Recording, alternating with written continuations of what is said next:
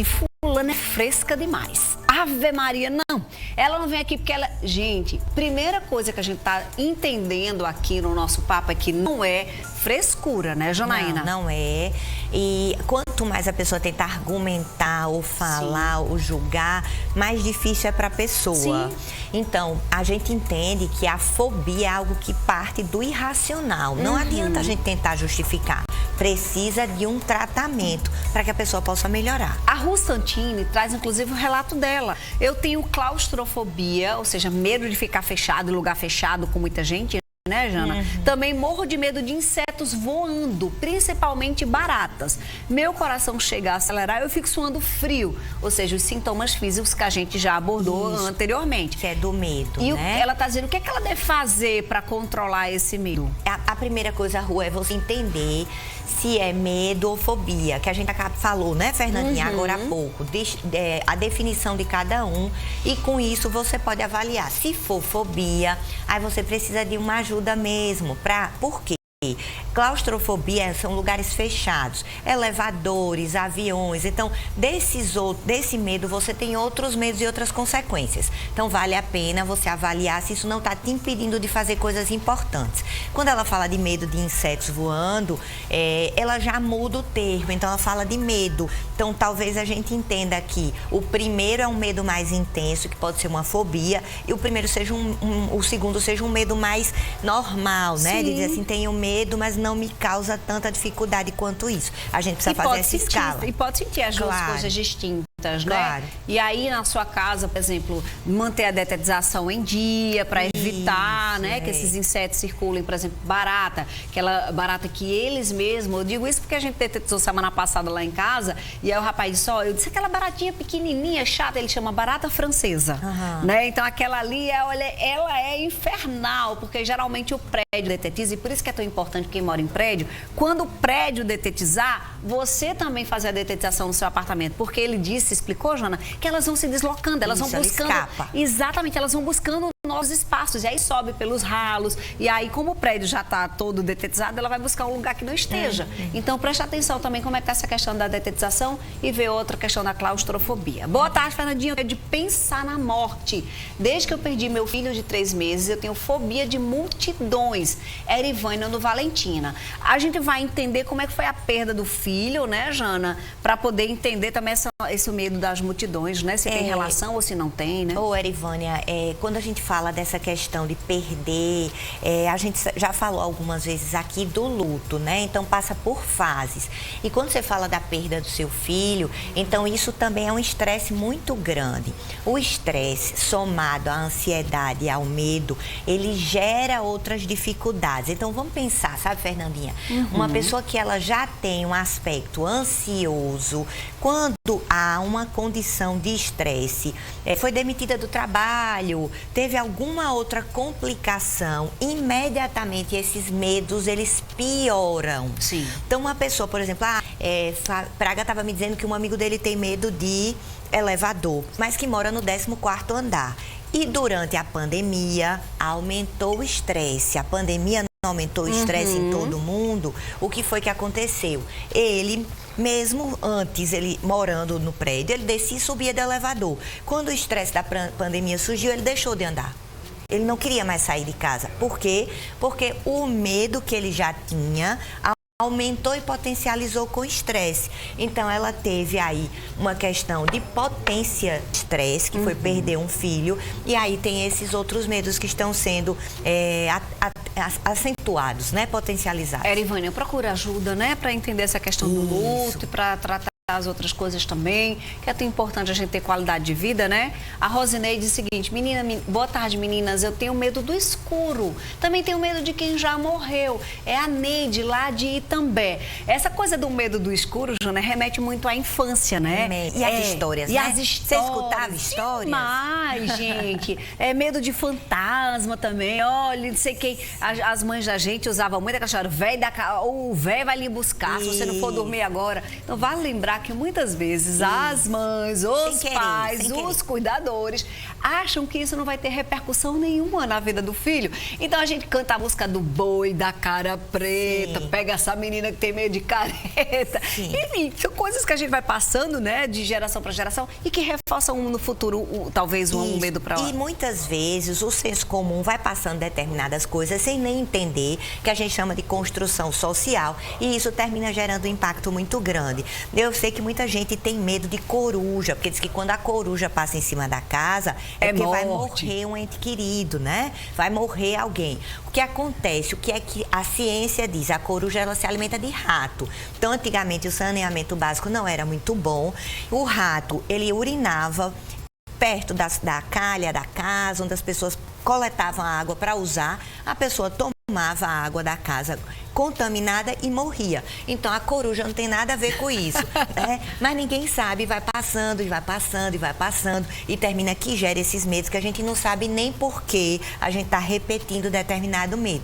Então, vale a gente entender qual foi essa construção do medo, por que de escuro, o que diziam a ela, por que ela tem medo de pessoas que já morreram, qual é a construção dela para isso. A mesma coisa vale para a Jussiene, que tem medo dos raios, dos trovões. Quando começa a chover, ela diz que colocando os dedos assim, né? As mãos, acredito eu, nos ouvidos, fica paralisada, sempre em algum lugar. E ela quer saber se pode ser fobia. A gente tem que ter outros sintomas também, né? Pode ser, Jussiane. Aí você precisa entender, como a gente estava falando agora, qual foi tua construção sobre isso, como as pessoas falavam, isso é o quê? Vai acabar o mundo, vai acabar com tudo, é um dilúvio, é igual a Noé. Que não, agora... muita gente diz assim, é a ira de Deus, então é coisa ruim, né? Então a gente precisa saber o que você atribuiu a isso.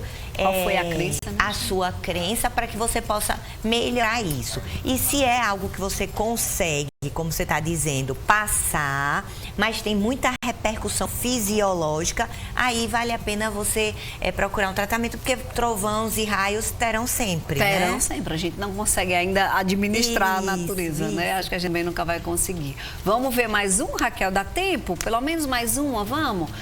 Tenho crise de ansiedade, sinto dor no peito, fico com medo de dormir, bate um medo imenso de morrer. Dormir é difícil. Eu sinto que eu tenho mais medo à noite, medo da morte, né, Janaína? Isso acontece muito, principalmente porque tem algumas pessoas que a gente pode chamar de hipocondríaco, entre outros, que acreditam muito em determinadas doenças, né? Então fica sempre buscando, será que eu tenho câncer? Será que eu tenho uma doença que vai degenerativa? Será que eu tenho aquilo? E aí dormir pode trazer essa sensação. E eu vou dormir e não vou conseguir controlar a minha vida, mas ninguém controla efetivamente essas questões, e aí ela precisa avaliar, porque tem muito de ansiedade, e ela traz características, não estou dizendo que é transtorno, mas que tem eventos de crises de pânico. Vamos para frente? Próxima pergunta é a Dani. Minha filha tem 8 anos, ela tem medo de galinha. Sempre que uma galinha chega perto, ela começa a chorar, a gritar, fala que a galinha vai pegar ela. O que é que eu faço para ela perder esse medo? Sou muito fã, Fernandinha. Beijo, Dani. Obrigada pelo seu carinho. A gente fala de galinha, a gente precisa lembrar da galinha pintadinha, né? Talvez já esteja um pouco abaixo da idade dela, que ela já está com 8 anos. Mas eventos, Poderia fazer uma dessensibilização, Dani, como Fernandinha falou aqui no primeiro bloco, devagarinho, inclusive com essa questão que é uma animação, que é bonitinha, que é fofinha, para ela ir perdendo o medo, devagar, né? A gente não está falando de uma técnica implosiva, que é submeter sua filha a imagem se ela ainda não está preparada.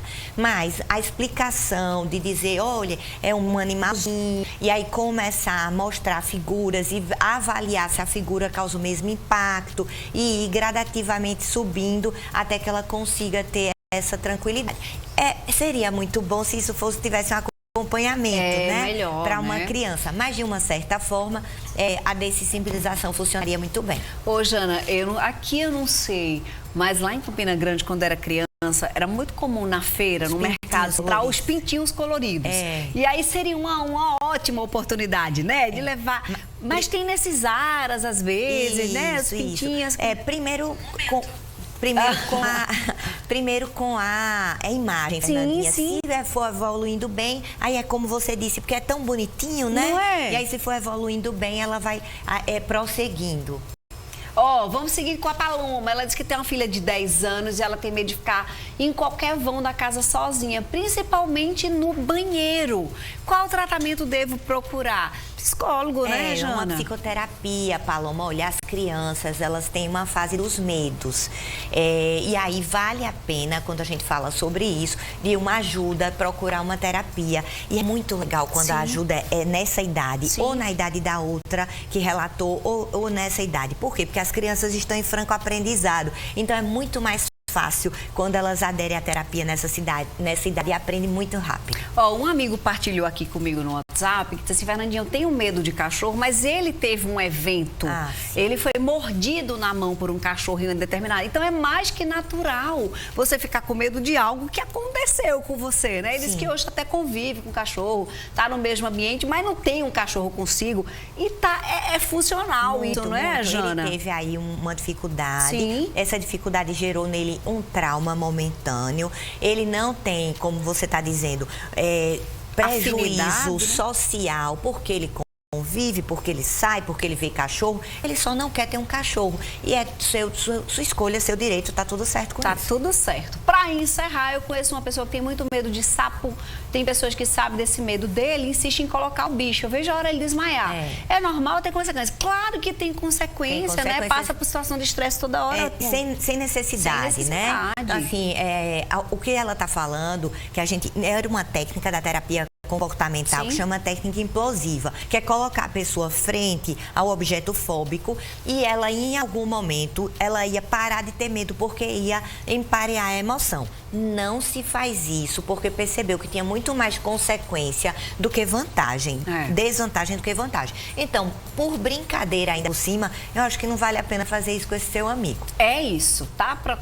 Fala para mim procurar ajuda e vamos combinar que sapo não é um animal do nosso convívio.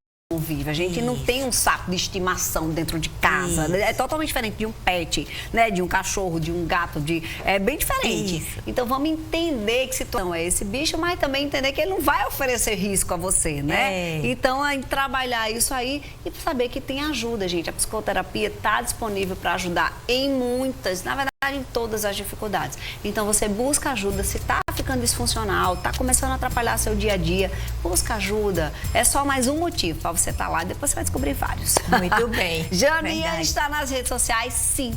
@JanaínaGFW. Tem muita coisa postada. Já postou sobre medo hoje? Hoje, fobia. Fobia, maravilha. A gente já entendeu as diferenças e você vai lá ficar por dentro de tudo. @JanaínaGFW. Obrigada, viu, Janinha? Boa semana. Tá lindo o Natal. Tá lindo, você gostou? Adorei. Obrigada, um Natal bem tradicional, viu? Né? Lá de casa também tá assim, verde. Por falar em Natal, Jana, eu tenho mais uma dica agora do Melk, do Instagram Dicas de Casa. Que tal você montar uma árvore, né?